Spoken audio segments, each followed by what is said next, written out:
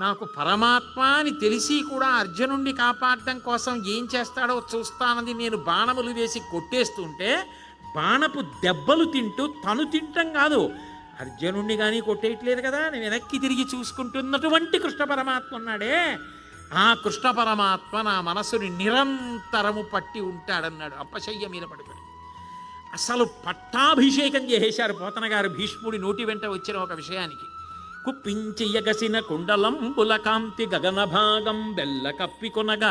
ఉరికిన నోర్వకనుదరంబులోనున్న జగముల వ్రేగున జగతి కదుల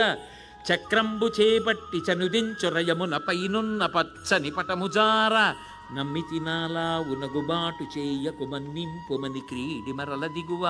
కరికి లంఘించు సింహంబు కరణి మెరసి నేడు భీష్ముని చంపుదు నిన్ను కాతు విడువు మర్జున యటంచు మద్ది శిఖవృష్టి తెరలి చనుదించు దేవుండు దిక్కు నాకు. అంపశయ్య మీద పడుకున్న భీష్ముడు చెప్పుకున్న మాట,